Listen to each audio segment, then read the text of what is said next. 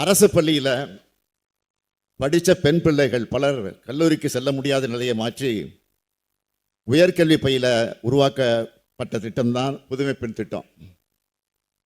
மாதந்தோறும் 1000 ரூபாய் வழங்கக்கூடிய இந்த திட்டம் மூலமாக மாணவிகள் கல்லூரிக்கு வர்றது 30 விழுக்காடு அதிகமாகியிருக்கு. இதே போல தமிழ் புதல்வன் திட்டம் மாணவர்களுக்கும் 1000 ரூபாய் வழங்குகிறோம். மாதந்தோறும் 2,72,000 மாணவ மாணவியர் வாழ்க்கையில் விடியலை ஏற்படுத்தி இருக்கிறோம்.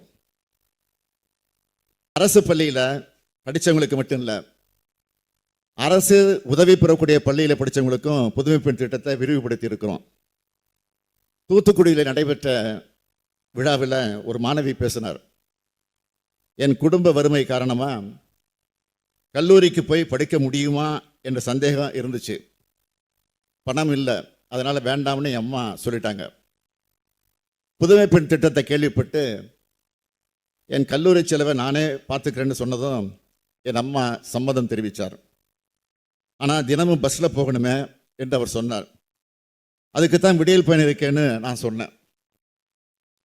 ஆக 2 திட்டங்களையும் பயன்படுத்தி கொண்டு இன்னைக்கு நான் படிச்சுட்டு வரேன். அந்த மாணவி சொன்ன சொற்கள் தான் விடியலுக்கான சாட்சி. அதனால தான் தமிழ்நாடு மாணவ மாணவிகள் என்னை அப்பா அப்பான்னு வாய் நிறைய அழைக்கும் போது அளவில்லா மகிழ்ச்சி அடைகிறேன்.